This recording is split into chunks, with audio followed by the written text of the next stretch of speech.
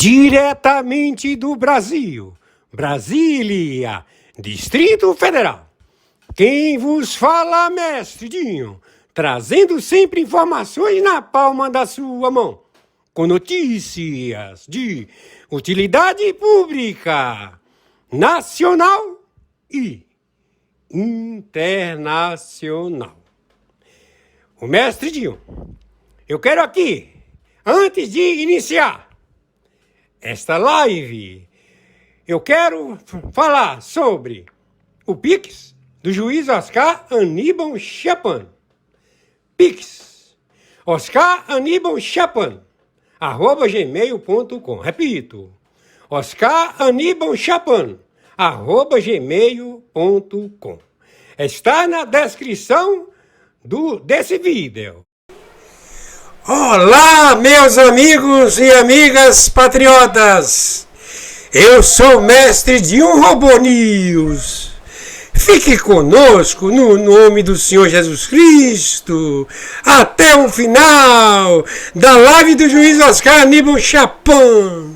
E também iremos também assistir as matérias. Aquelas matérias que o juiz Oscar Aníbal Chapan envia para o mestre Dinho Robô News todos os dias. Hoje, dia 9 de julho do ano de 2026. Muito bom dia, hoje dia 9 de julho de 2026. Horário 9 horas da manhã, 23 minutos. Está envolvido um carregamento tanto em Amsterdã como também em águas da Malásia, embarcações com toneladas de cocaína para serem entregues na Malásia, e o navio foi capturado, que cita diretamente a estrutura do Cartel dos Soles da Orcrim Ford de São Paulo. E em Antwerpia tem uma embarcação, ela toda tipificada para o tráfico internacional de drogas e armas. Ela ia para o porto de Antuérpia, descarregava cocaína e trazia carregado com armamentos. Está esta embarcação acautelada em Antwerpia, de propriedade dos irmãos J.F., Alexandre de Moraes, Gilmar Mendes, Dino, Faquin, todos envolvidos, são cotistas destas embarcações. Tudo já com provas, fatos, autos e circunstâncias. Ou seja, traficante internacional, Luiz Inácio Lula da Silva, óbito, ou quem está no lugar dele, Moacir, espião chinês. Então já temos a extração imediata deste elemento. Hoje, dia 9 de julho de 2026. Quem está falando é o senhor Oscar Aníbal Chapan, AO7, Arbitragem Internacional, Juiz Corregedor Internacional pelo Tribunal do Brooklyn, pelo Supremo Tribunal Mundial, pela Corte Permanente de Haia e por outras jurisdições, representando o Tribunal Penal Internacional com 125 signatários. A captura de funcionários públicos amotinados de espião a trabalhar a país ditador hostil que está em guerra com os Estados Unidos da América. Bases secretas da China se encontram no território da República Federativa do Brasil. Estão sitiadas, são estruturas do Exército, da Marinha e da Aeronáutica. Tudo já identificado. Já estamos procedendo. Pegamos embarcações em Suriname, do narcotráfico, do Cartel dos Soles, da Orcrim Foro de São Paulo, Grupo de Puebla, e de todos os seus terroristas localizados em Belém, capital do Brasil. Belém, capital do Brasil. Estamos também com mais de 14 mil mariners no território da capital da China, Brasília, sede Hotel Brutry.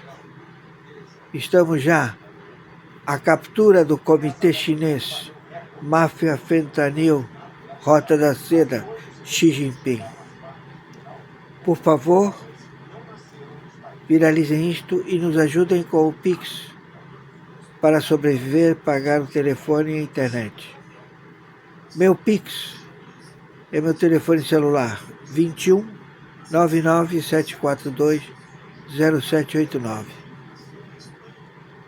Meu Pix é meu CPF 510 466 447 34.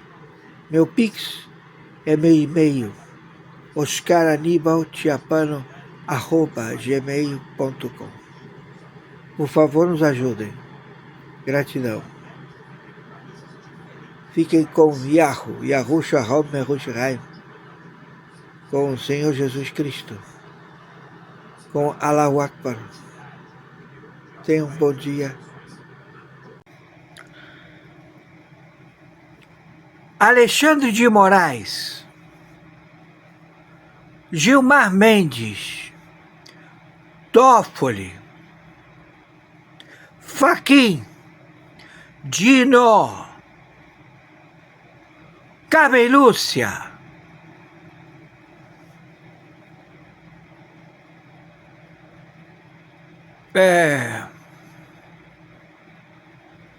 Zanin, por causa da lawfare. Entendam, nós já procedemos hoje, nós já constatamos e já temos todas os fatos, atos e circunstâncias. Claro, vocês estão antecipando através das suas manifestações e atividades contra o senhor Jair Messias Bolsonaro, vítima de um procedimento intrafronteiras praticado por Joe Biden, praticado por Bill Clinton, praticado por Obama, praticado pela USAID, praticado pelas lideranças de serviços secretos chefiados por esses democratas que, na sua intenção de continuar com todo este procedimento global de terrorismo financiado pela administração da instituição do Nixon, conjuntamente com seu mentor intelectual, secretário de Estado, que estabeleceram este morde e assopra que nos levou à Terceira Guerra Mundial.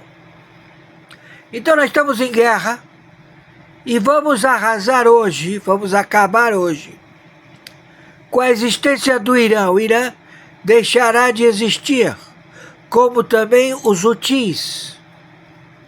Aquela pontinha lá deixará de existir, toda essa etnia. Como também deixará de existir o Hezbollah e o Hamas. Está tudo já determinado. Como também deixará de existir todo o... Com relação a você, seu filho de uma puta, marginal, você, tua família, que não é tua família, vocês todos, da Silva, Lula da Silva, que ele já morreu, ele é óbito, mas está o Moacir, como também o primeiro e segundo escalão desse governo, todos, hoje, 8 de julho de 2026, madrugada do dia 9, e se prolonga, porque vocês antecipam tudo, seus filhos da puta. Não haverá eleições, haverá matança, porque vocês são terroristas, filhos da puta, ladrões.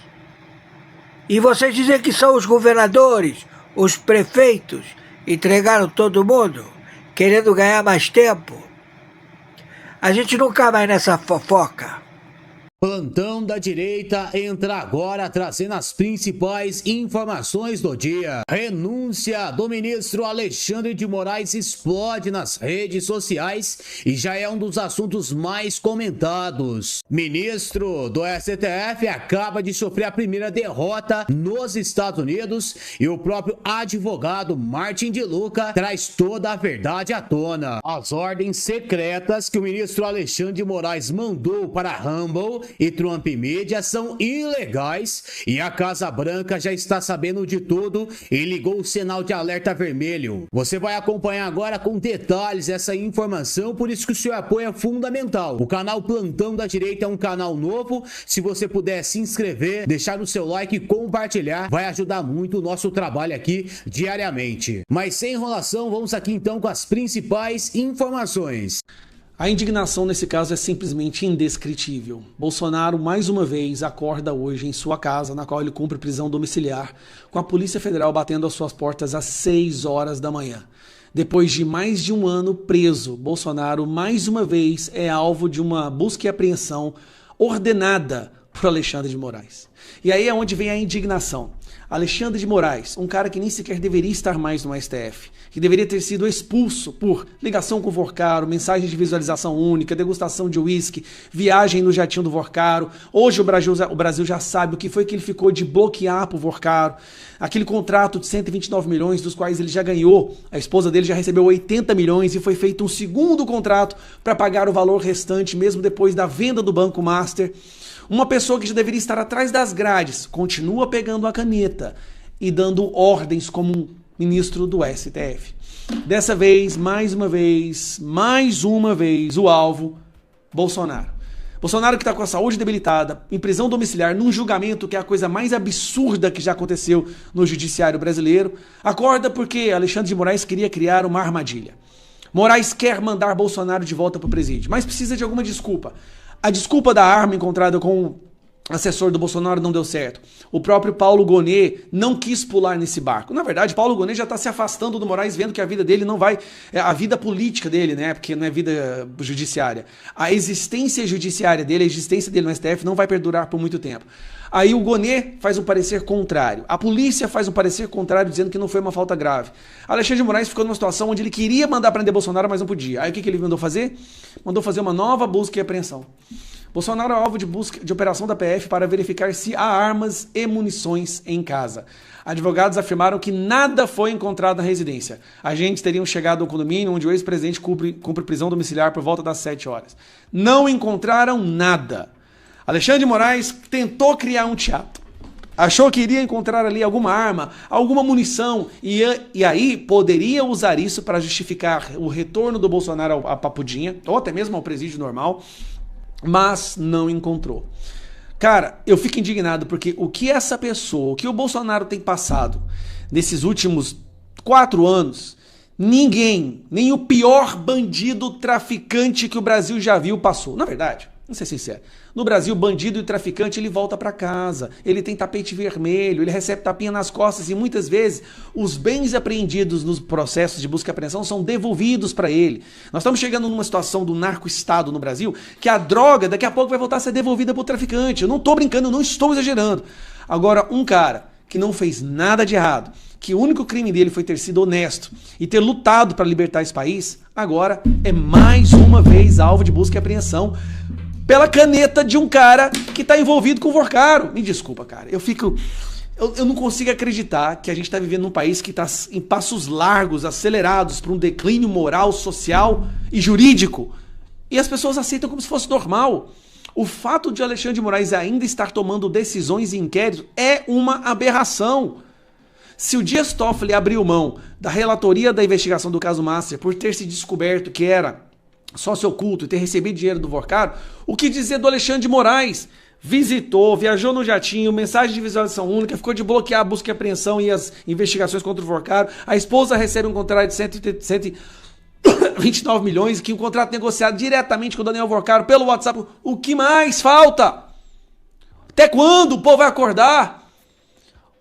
É um tapa na cara todos os dias o fato dessa pessoa continuar sentado numa cadeira do STF. E pior, ano que vem, vira presidente do STF. Ou a gente faz maioria no Senado, ou esquece, cara. Me desculpa, eu tô é arrumar as malas e ir embora. Todo mundo no Brasil. Aí sabe o que vai acontecer? Os produtores de emprego, né, os agropecuaristas, as pessoas que geram emprego, os empreendedores vão pular fora. Vai ser um declínio tão acelerado. Doutor De Luca, o senhor publicou hoje nas suas redes sociais a seguinte postagem. O senhor disse que a sobre taxas contra o Brasil era uma resposta ao que o senhor chama de censura praticada pelo ministro Alexandre de Moraes. E o senhor defendeu, inclusive, que Moraes renunciasse. O senhor e a percepção aí dentro do trumpismo é de que um ato como esse, que atingiu toda a economia brasileira, pode realmente influenciar nos processos contra Bolsonaro ou levar o ministro Alexandre de Moraes a uma renúncia? Bom, eu acho que a carta do presidente Trump fala por si só, né? É bastante claro. Em termos de censura e bloqueio, cabe ressaltar que, até onde a gente sabe, a única empresa americana de tecnologia que está bloqueada no Brasil hoje é Rumble. Que também acontece, é a única empresa de todas, historicamente, que foram bloqueadas, que nunca teve operações no Brasil, subsidiárias, funcionários, contas bancárias ou relacionamentos comerciais no Brasil. O qual chama muito a atenção. A desculpa para bloquear a Rumble foi que é um pedido que, talvez agora com um tempo para avaliar, foi feito, não pelo conteúdo em si, né? Mas foi um pedido feito sabendo que ia colocar a Rumble numa posição impossível, né? Porque a Rumble não tinha como legalmente cumprir com o mandato do Alexandre de Moraes e com as leis dos Estados Unidos, né? Os mandados que o ministro encaminhou para a Rumble são ilegais nos Estados Unidos. Para a Rumble cumprir com os mandados do ministro, a Rumble precisaria violar a lei americana. A primeira emenda, a Stored Communications Act, a Communications Decency Act. Então, agora entendendo talvez um pouco melhor, tendo passado os meses, vai ficando claro que talvez os mandados não foram caminhados porque o conteúdo do dissidente, daquele dissidente político, Alan dos Santos, que fica postando em todas as redes o tempo todo, faz anos, né? Não teve nada extraordinário que ele postou na Rumble, que ele não está postando todos os dias, por exemplo, no Instagram, no YouTube. Você pode aceder ao YouTube e Instagram hoje e ver o conteúdo que ele posteia. Não tinha absolutamente nada de diferente ou dramático do Alan dos Santos. Mesmo assim, os mandados requerem que a Rumble bloqueie as contas desse usuário, que é um residente dos Estados Unidos, postando conteúdo desse território americano, através de um mandado que não foi bem feito, que foi encaminhado por e-mail, sigiloso, que não passou pelo governo americano, obviamente teria sido recusado se fosse encaminhado para o governo dos Estados Unidos, e o qual requer entregar dados do usuário, coisa que violaria certas leis dos Estados Unidos, bloquear a monetização de contas dentro do território dos Estados Unidos e bloquear o conteúdo do usuário. Então, pensando bem, isso acaba colocando o Rumble numa situação impossível. Ou eu cumpro com os mandados ilegais, ou eu tomo ações requeridas pelos mandados ilegais que requerem violar a lei dos Estados Unidos. E, como você não cumpre com esses mandados, agora vamos te punir com multas diárias e bloqueando a plataforma, que é a única plataforma bloqueada. Mas, doutor De Luca, dentro do que o senhor está falando, a movimentação do presidente Trump, então, em sobretaxar produtos brasileiros, ela visa mais a interferir no processo de Jair Bolsonaro ou proteger as Big Techs como a empresa que o senhor representa? Olha, isso está bem claro na carta, né? Ele está levantando dois assuntos. Mas esses dois assuntos, a fim das contas, é um assunto, né? E não precisa aceitar a minha interpretação de isso. É simplesmente, por exemplo, ler, eu recomendo traduzir em português, que todo mundo leia o discurso do vice-presidente J.D. Vance em Munique, que foi 11 de fevereiro de 2025, logo a administração Trump começar. E acho que isso foi uma semana antes de a gente apresentar a ação contra o ministro Alexandre de Moraes na Flórida. Se você lê esse discurso que foi feito na Munich Security Conference, na Conferência de Segurança de Munique, ele descreve que censura, né, e lutar contra a censura unifica duas coisas. Por um lado, são os mandados, as ordens judiciais draconianas contra as empresas de tecnologia, e por outro lado é evitar que os candidatos mais populares participem em eleições, né? Os dois são mencionados claramente e conectados no discurso do J.D. Vance. Então, o que quer dizer isso? Minha interpretação é que a relevância do assunto do ex-presidente Jair Bolsonaro é porque o Jair Bolsonaro não tem 1%, 2% de intenção de voto, né? É a pessoa que lidera todas as pesquisas. Claramente, muito pela frente do Lula. Acho que não me lembro agora quanto é a aprovação dele, mas na verdade, sei lá, 15%, na verdade, as pesquisas vão empatados. Doutor De Luca, Letícia Casado tem... Mas só para concluir, claro, que é muito importante. Então, quando você utiliza o judiciário para evitar que um dos políticos mais populares do país possa concorrer nas eleições e aparecer nas urnas, isso é uma forma de censura. Entendeu? Então, por isso que acaba ligando os dois assuntos, eu acho. Doutor De Luca, Letícia Casado tem uma pergunta para o senhor. Doutor, duas coisas. É que primeiro eu fiquei um pouco confusa com essa sua timeline agora. O senhor estava falando que a Rumble não tem representação no Brasil, então ela não poderia cumprir as ordens do ministro Moraes de suspender conta. Mas no Brasil, para a empresa atuar, precisa ter uma representação aqui. Ela precisa ter uma pessoa e precisa ter um CNPJ e um CPF que vão responder pela Justiça brasileira e a legislação brasileira. Se não tem, ela não pode atuar. Eu fiquei com essa dúvida, primeiro de tudo. E segundo, o senhor estava falando agora da relação do discurso do J.D. Vance. Ele fala muito realmente sobre liberdade de expressão. O que acontece que o processo do ex-presidente Bolsonaro no Supremo, ele não é sobre liberdade de expressão e também não foi o Supremo que impediu, que tornou o Jair Bolsonaro inelegível, foi o TSE. E no Supremo é sobre tentativa de golpe de Estado. Então, eu só fiquei um pouco confusa porque são muitos elementos, só que eles não casam com... nem com o que a legislação brasileira obriga, que é ter uma pessoa para responder pela empresa, e nem sobre a impossibilidade do Jair Bolsonaro de se candidatar. Então, eu só queria que o senhor esclarecesse isso um pouco, porque não ficou meio confuso. Com certeza, será um prazer, Raquel. Deixa eu te explicar. Primeiro, vamos com a segunda pergunta, que acho mais simples. Lógico, não foi o STF que tornou inelegível o Jair Bolsonaro, né? Foi o TSE. Quem que presidia o TSE? Quem assinou a decisão de desqualificar o Jair Bolsonaro? Mas deixa eu pensar. Alexandre de Moraes. Que acontece que era o ministro presidindo o TSE, que é a mesma pessoa que está julgando ao ex-presidente, que é a mesma pessoa que se considera a vítima do ex-presidente, né? Então, é aquele de... Pelo menos você pode achar outro ator, né, para jogar o papel, para dar um pouco de variedade. Então, é muito suspeito que sempre é a mesma pessoa. A segunda pergunta, desculpa, a primeira pergunta que você fez é muito boa e é um assunto complexo, mas deixa eu tentar responder do jeito mais claro possível, para ver se faz sentido para você. O que você descreveu é absolutamente a lei brasileira. Mas essa é a lei brasileira para aquelas empresas de fora que gostariam de fazer negócios no Brasil. Certo? E isso foi de sempre, né? Esse é o estatuto, é a lei mesma. Não estamos falando de interpretações judiciais. Ninguém está questionando isso. A lei é a lei. Cada um faz a lei que quer no país dele.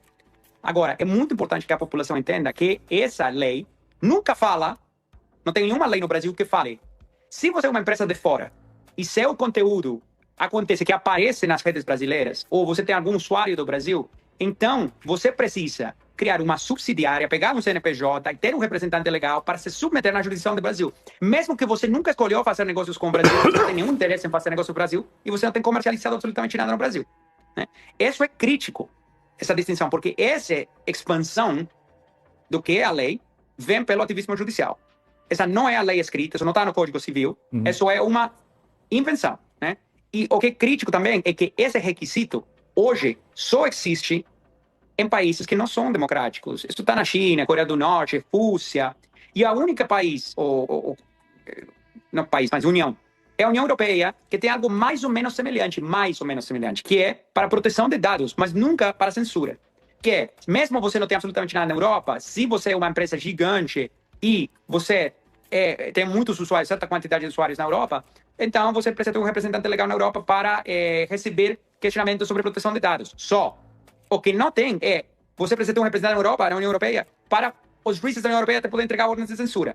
O Brasil está num momento crucial, a verdade. Porque o Brasil é a primeira grande democracia que está entrando nesse caminho tenebroso de falar, ou você, empresa de fora, que não tem laços comerciais com o Brasil, não tem atividade aqui, se submete a nossas leis obrigatoriamente para que seu conteúdo possa existir aqui, ou a gente te bloqueia. né? Então, imagina você ter uma plataforma que começou como uma startup em São Francisco e é uma plataforma de vídeos de cachorros. Tem 2 funcionários e trabalha de uma garagem de sua casa, em São Francisco. Ok, você está me falando que essa empresa, se o conteúdo dos cachorros, dos vídeos dos cachorros, está disponível no Brasil, essa empresa, que tem 2 funcionários no planeta Terra, precisa montar uma subsidiária no Brasil, fazer um CNPJ, contratar um representante legal e ficar à disposição da justiça brasileira, caso algum vídeo de cachorro... Mas é muito diferente uma startup desse tamanho de um Rumble, que o senhor representa, ou qualquer uma dessas outras empresas, né? Me dá só um minutinho, quem está nos acompanhando pela TV, nós vamos para um rápido intervalo e voltamos já com mais entrevista.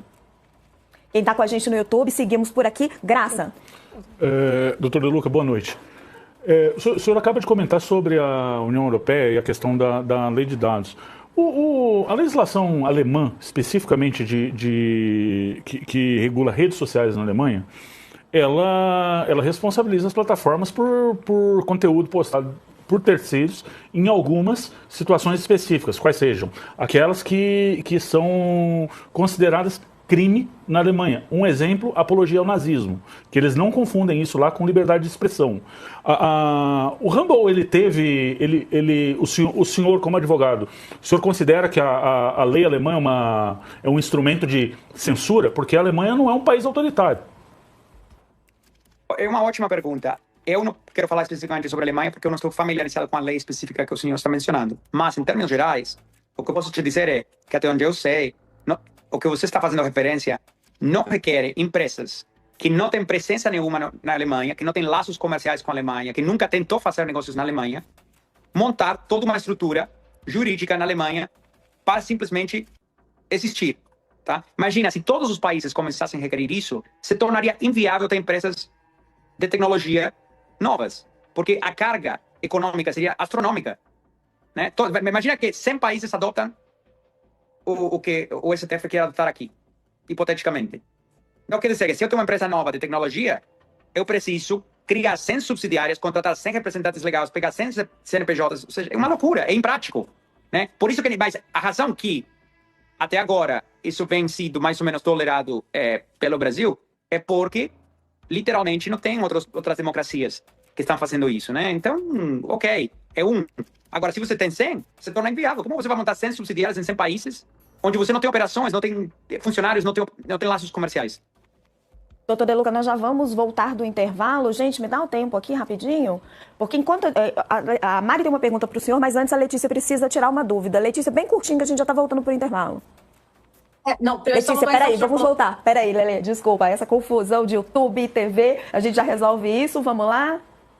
Poder e Mercado, voltando do intervalo, estamos entrevistando o Dr. Martin De Luca, que é advogado da Rumble e da Trump Media. Letícia Casado precisa esclarecer uma dúvida com ele. Letícia. Só que o senhor falou da figura do Alexandre de Moraes, que as decisões são dele, mas as decisões são colegiadas. Ele dá uma decisão, elas estão sendo referendadas todas até agora por outros ministros do Supremo. Mas aproveitando essa linha do Moraes, que o senhor falou muito sobre ele, então... Se eventualmente o governo americano aplicar uma sanção do tipo Lei Magnitsky sobre o ministro Alexandre de Moraes, aí resolve o problema para todo mundo, inclusive para as empresas, para a Rumble e para o Media Trump, para o grupo do Trump? Olha, na minha opinião, que vou falar a minha opinião pessoal, tá?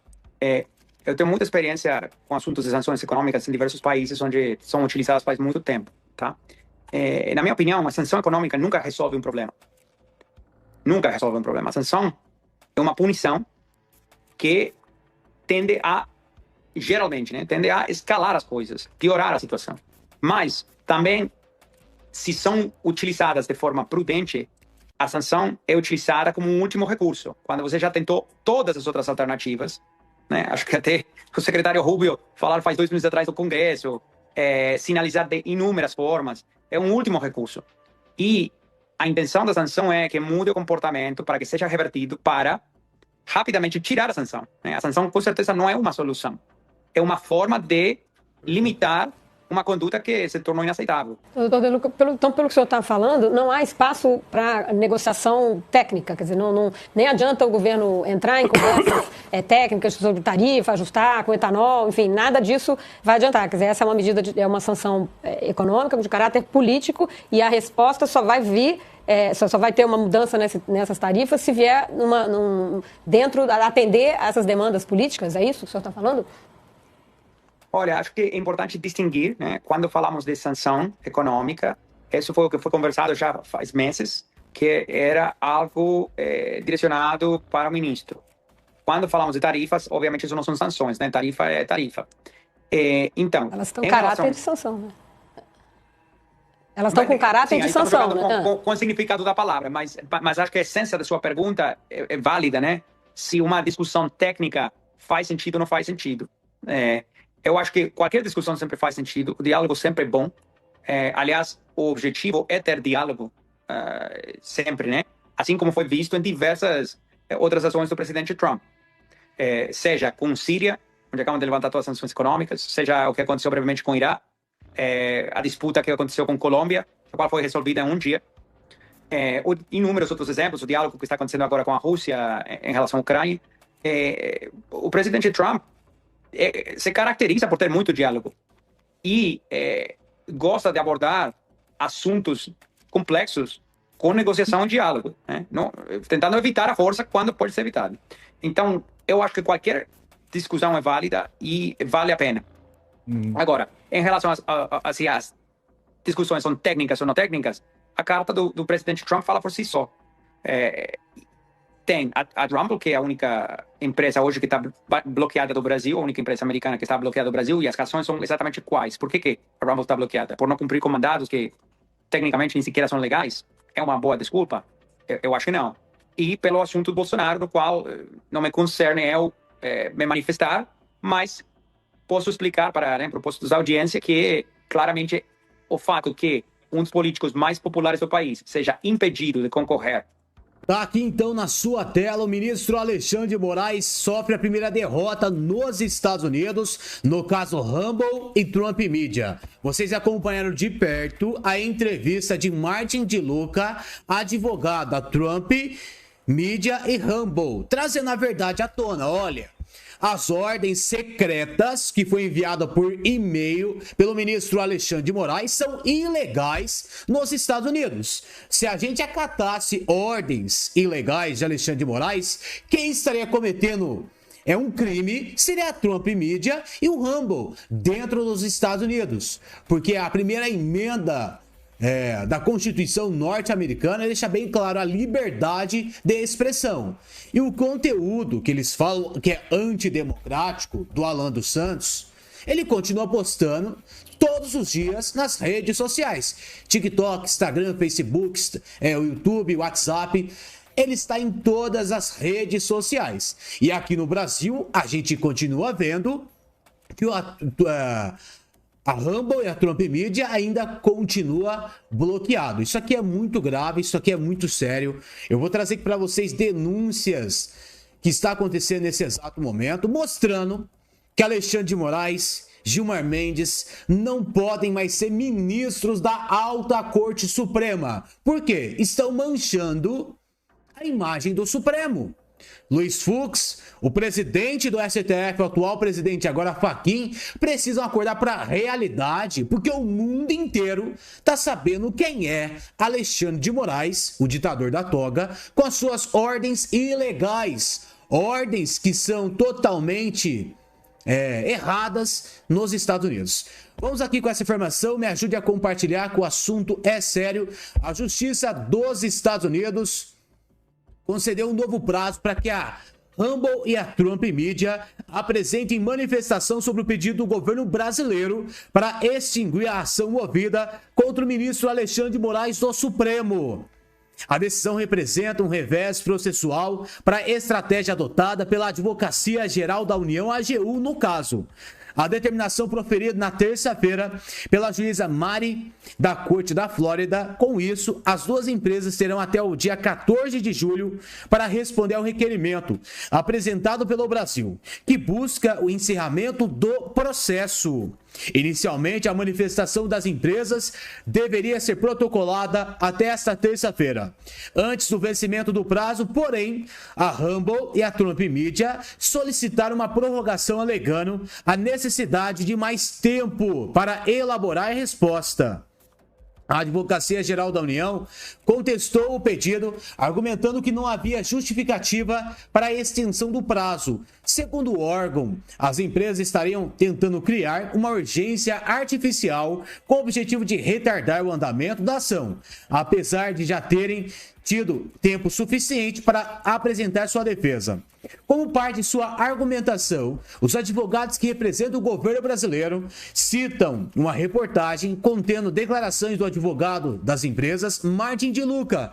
Para a AGU, se a defesa teve disponibilidade para conceder entrevistas à imprensa, também teriam condições de preparar manifestação judicial dentro do prazo inicialmente estabelecido.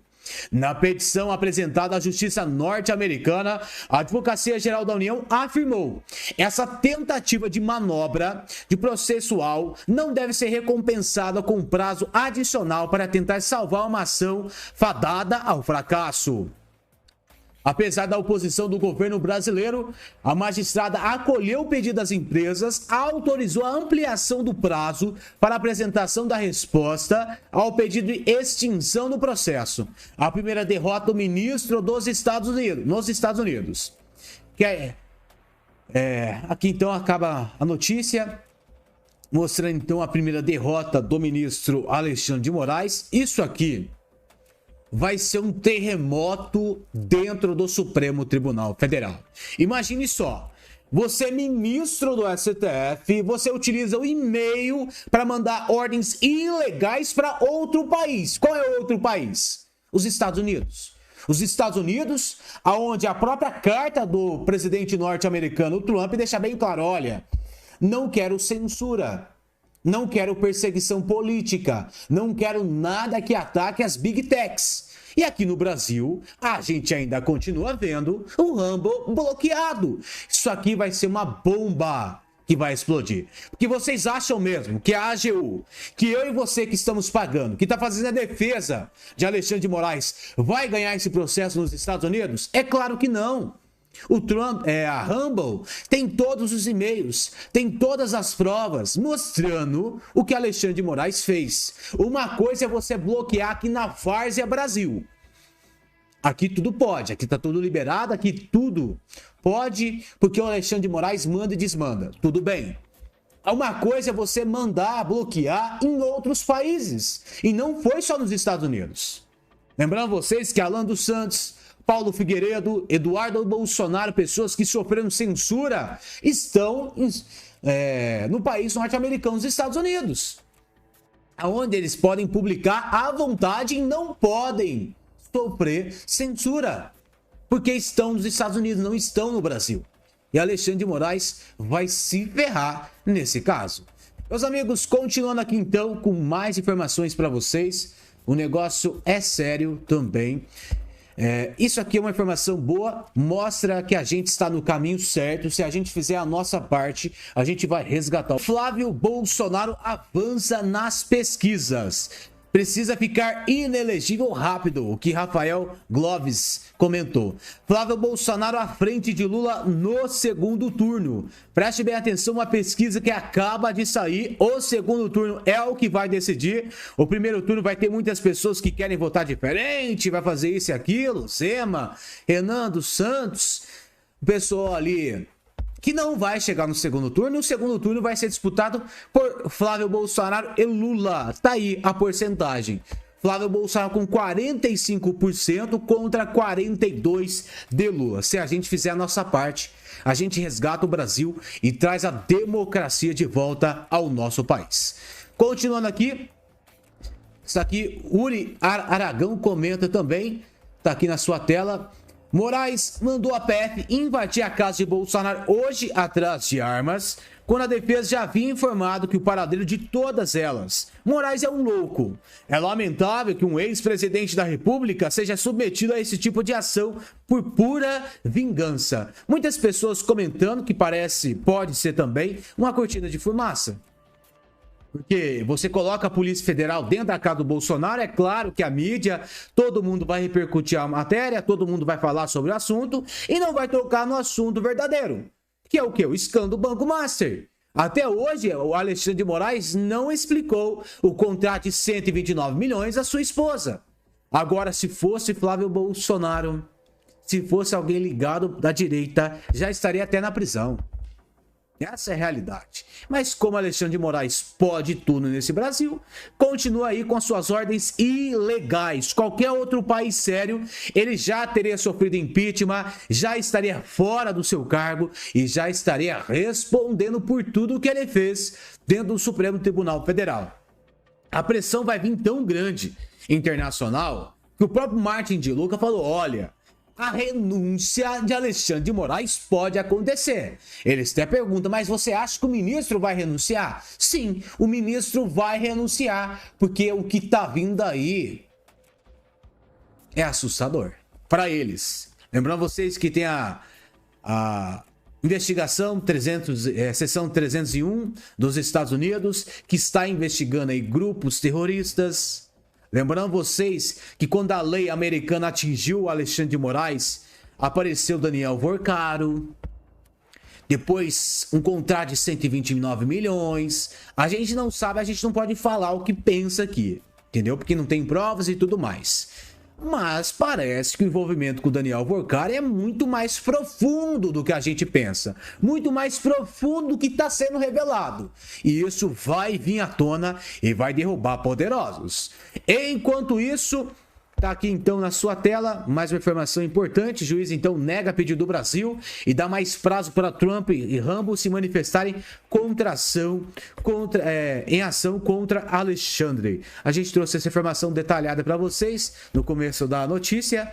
Tá aqui essa informação também quero compartilhar com vocês.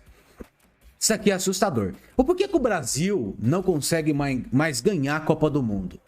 Ainda mais o esquema de bets, mais o esquema de apostas que tá tendo. Por quê? Filho de Gilmar Mendes é o favorito para assumir a vaga de presidente da CBF. Hoje em dia a gente não tem mais pessoas com currículo assumindo lideranças, que é a CBF. Quem que tem que assumir a presidência da CBF? Alguém que tem um currículo, alguém que entende de futebol, alguém que está envolvido ali em todo o esquema, que conhece jogadores, que vai fazer um serviço sério. Agora não. A todo momento a gente vê filhos, a filho de não sei quem, filho do amigo do não sei de quem, se assumindo vários lugares aqui no Brasil, principalmente a CBF. Muitas pessoas falam sobre o pênalti que foi batido muito mal pelo camisa 8 da seleção brasileira. Será que não foi aposta? Lembrando vocês aqui, hoje em dia a aposta ganha muito mais. Ainda mais se você fizer uma aposta grande, sabendo o que vai acontecer. Pode ter ali pessoas envolvidas por trás. Não, faz isso, faz aquilo. Muitas pessoas acreditavam que seria o Vinícius Júnior que bateria aquele pênalti. Até por causa da artilharia, estava com mais gols na frente da seleção. Aí o camisa 8 pega a bola e bate o pênalti e erra. A gente esperar do Gilmar Mendes, tudo é possível. Isso aqui deveria ser um escândalo. Cadê o pessoal que fala sobre futebol a todo momento batendo em cima desse assunto aqui?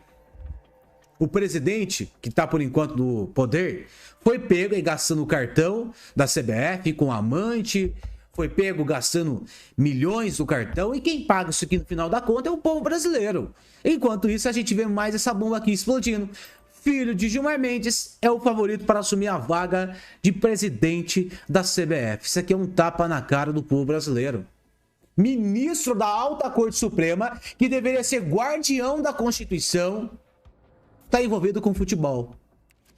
Está envolvido em tudo que tem no Brasil. Isso aqui deveria ser uma lei. Deveria ter lei proibindo ministros do STF de ficar desse jeito. Quem manda e desmanda na CBF é Gilmar Mendes. Tá vendo por que os Estados Unidos precisam fazer uma ofensiva mais forte, colocar leis americanas mais fortes contra Gilmar Mendes e contra Alexandre de Moraes. Tá provado. E vai vir mais bomba dos Estados Unidos provando isso, que eles não estão mais à altura para ser ministro da Alta Corte Suprema. O que eles precisam fazer é sofrer impeachment ou renunciar ao cargo, igual o Martin de Luca falou. Renuncia o cargo e sai fora do Brasil, porque é isso que o povo brasileiro está pedindo. A gente precisa de uma limpeza nesse país. O Brasil só vai afundando cada vez mais enquanto a gente tiver pessoas igual Gilmar Mendes na frente do STF. Meus amigos, as informações importantes, se você não é inscrito aqui no canal Plantão da Direita, se inscreva. A nossa luta aqui para trazer a informação verificada, a informação que a imprensa não dá destaque, tá cada dia mais difícil trazer essa verdade aqui para vocês. Então, se você puder rapidamente deixar o seu like, compartilhar e se inscrever nesse canal, vai ser muito importante e vai ajudar demais o canal Plantão da Direita. A gente volta a qualquer momento com mais informações. Navio apreendido pela PF expõe esquema gigante do crime e coloca o governo Lula diante de uma contradição difícil de esconder. Enquanto o Ministério das Relações Exteriores assustava a Câmara dos Deputados dizendo que a classificação do primeiro comando da capital e do Comando Vermelho como organizações terroristas poderia abrir risco até de ação militar dos Estados Unidos no Brasil, a Polícia Federal e a Marinha faziam no Atlântico uma operação real contra o tráfico internacional com o apoio de inteligência das próprias agências americanas. A ação aconteceu em águas internacionais, na altura da costa do Suriname, onde uma embarcação pesqueira foi abordada por equipes brasileiras em um navio patrulha sediado em Belém, dentro da área do 4º Distrito Naval. A informação que pesa não é apenas a droga encontrada a bordo. O que pesa é o mapa que esse caso revela: rota marítima, organização criminosa, cooperação internacional, possível rede de transporte e um Brasil pressionado por fora, justamente porque por dentro o crime cresceu demais. Pois é, essa ação faz parte de uma investigação sobre tráfico internacional de drogas e além da Polícia Federal e a Marinha do Brasil, também contou com o apoio da Agência Antidrogas dos Estados Unidos, que é vinculada às Forças Armadas Americanas. Como você mesmo disse, a Polícia Federal e a Marinha do Brasil apreenderam essa carga de entorpecentes aí, foi em uma embarcação pesqueira em águas internacionais, ali na altura da costa do Suriname, que é o menor país aqui da América do Sul. Essa abordagem foi feita pelas equipes da Polícia Federal da Marinha, que embarcaram em um navio patrulha que fica sediado exatamente em Belém do Pará. E aí, durante essa ação, o entorpecente foi encontrado, né? Brasília agora vê o chanceler Mauro Vieira ser convocado para explicar por que o Itamaraty preferiu levantar o medo de ação americana, enquanto a própria operação mostra que a cooperação com os Estados Unidos pode ser decisiva para sufocar o narcotráfico. O que esse navio carregava além da droga? Por que o governo preferiu espalhar medo sobre os Estados Unidos? Como essa rota passou tanto tempo avançando até virar caso internacional? Já vou te contar tudo isso. Se você gosta desse tipo de conteúdo direto e sem enrolação, considere se inscrever porque aqui tem vídeo assim todo dia. A apreensão foi confirmada em 8 de julho de 2026, um dia depois da abordagem feita em 7 de julho. A Polícia Federal e a Marinha localizaram entorpecentes dentro da embarcação, mas a quantidade ainda depende de conferência e pesagem. O apoio veio da DEA, a Agência Antidrogas dos Estados Unidos, e da Força-Tarefa Interagências Conjunta Sul, ligada ao Comando Sul dos Estados Unidos. A participação americana ocorreu por intercâmbio de informações de inteligência.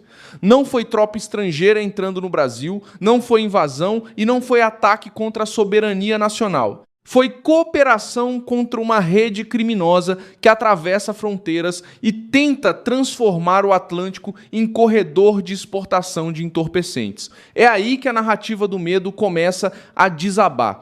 A quantidade de droga apreendida ainda não foi informada e só será divulgada aí após a conclusão dos procedimentos, né? Pesagem, conferência de todo esse entorpecente que foi apreendido nessa embarcação pesqueira. Bom, a embarcação e todos os tripulantes, eles passaram pelos procedimentos que são previstos na legislação brasileira e também em acordos internacionais de cooperação. Porque, repito, a apreensão ocorreu na costa do Suriname, foi em águas internacionais que a Polícia Federal e a Marinha realizou essa apreensão. Agora, de acordo com a Polícia Federal, as investigações continuam para identificar outros possíveis envolvidos aí nesse esquema de tráfico internacional de drogas e também, claro, esclarecer as circunstâncias da ocorrência. O Itamaraty deslocou a preocupação para uma suposta ameaça americana. A resposta de Washington veio dura. O Departamento de Estado chamou essa avaliação de absurda. Na prática, os Estados Unidos disseram que estão usando ferramentas soberanas contra criminosos que ameaçam sua população. Quem deveria explicar como o Brasil vai enfrentar facções internacionais passou a explicar por que tratou a cooperação americana como risco maior que o crime organizado. A Comissão de Relações Exteriores e Defesa Nacional da Câmara aprovou a convocação de Mauro Vieira. Por se tratar de convocação, o chanceler fica obrigado a comparecer. Deputados querem saber por que o Itamaraty escreveu que haveria risco de ação militar dos Estados Unidos no Brasil após a classificação das facções como terroristas. O deputado Evair de Mello havia pedido informações sobre o tema e a resposta do governo alimentou a suspeita de que a diplomacia brasileira está tentando transformar uma medida contra facções em discurso de medo político. A crítica da oposição é que a resposta do Ministério das Relações Exteriores não esclareceu fatos concretos, como providências, reuniões e medidas reais para proteger o Brasil do crime transnacional. O problema não é só o tom do documento. O problema é o silêncio sobre o que interessa. Como impedir que grupos criminosos usem empresas, embarcações, portos, contas e operadores para movimentar dinheiro e droga? Quando uma embarcação é interceptada perto do Suriname com apoio de inteligência americana, fica difícil sustentar que a prioridade seja brigar com quem ajuda a localizar a rota. Que está circulando nos bastidores de que tem um navio brasileiro que estaria apreendido no porto de Antuérpia e que essa embarcação pertenceria a gente poderosíssima do Brasil, que não é gente pé de chinelo de facção, não. Seria gente do poder, né? Seriam sócios desse navio. E o navio tinha compartimentos especiais para transportar drogas. Então, é esse o nível, né, de Brasil que temos aqui. O Brasil que antigamente diziam que era só rota, não, o Brasil hoje é o exportador de droga, é o exportador de mau exemplo para o mundo. Que vergonha, né? É disso que o crime tem medo. Bloqueio de dinheiro, rastreamento internacional, pressão bancária e perda de proteção logística. Facção não vive só de arma e ponto de venda. Facção vive de rede, transporte, contato, lavagem e gente bem colocada que ajuda a engrenagem girar. A apreensão no Atlântico mostra uma face concreta desse problema. A droga estava numa embarcação pesqueira, longe do território brasileiro, mas dentro de uma investigação conduzida por autoridades brasileiras com apoio de agências dos Estados Unidos. A rota passa por área sensível, porque liga o norte da América do Sul ao Atlântico, de onde cargas ilícitas podem seguir para outros destinos.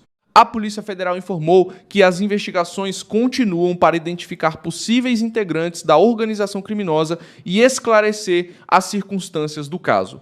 A embarcação representa uma pergunta maior sobre quem financia, quem transporta, quem avisa, quem protege e quem lava o dinheiro depois. O tráfico internacional não funciona no improviso. O golpe atinge a rede que esperava receber, revender, lavar e reinvestir. A ligação com o caso de Sérgio Roberto de Carvalho ajuda a entender o tamanho do buraco.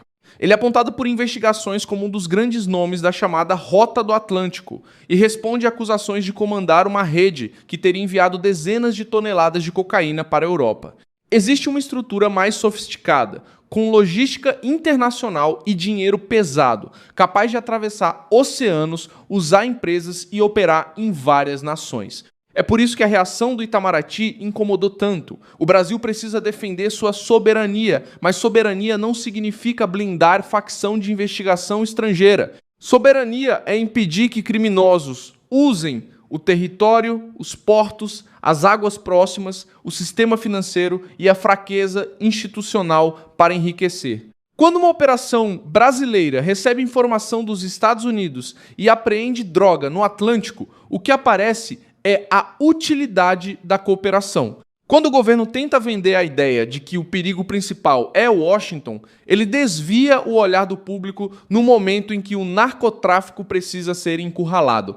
A pressão sobre Mauro Vieira nasce dessa contradição. O ministro terá de explicar por que um documento oficial falou em risco militar, ao mesmo tempo em que a realidade da segurança mostra outro caminho: inteligência compartilhada, ação marítima, apreensão de droga e investigação sobre uma organização criminosa. O Congresso quer saber se o Itamaraty está defendendo o Brasil ou criando cortina de fumaça para proteger a narrativa do governo Lula. A Marinha e a Polícia Federal cumpriram seu papel operacional. A pergunta que fica em Brasília é se a diplomacia e a política vão cumprir o seu. A droga encontrada no Atlântico reforça que o inimigo real não é a cooperação americana. O inimigo real é a estrutura criminosa que usa o Brasil como parte de uma engrenagem internacional. Muito obrigado por assistir a este vídeo até o final, apoie o nosso projeto e contribua financeiramente através da chave Pix que aparece na sua tela. Somos um canal independente, focado em manter você informado com a verdade. A sua contribuição nos ajuda a continuar de pé.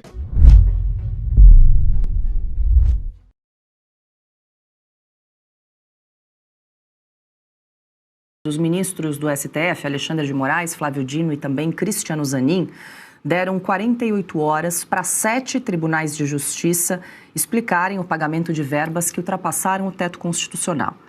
A decisão foi tomada depois de indícios de que tribunais estaduais teriam descumprido o entendimento do Supremo sobre o pagamento desse tipo de verba. Em alguns casos, os valores pagos a magistrados teriam chegado a R$ 495 mil.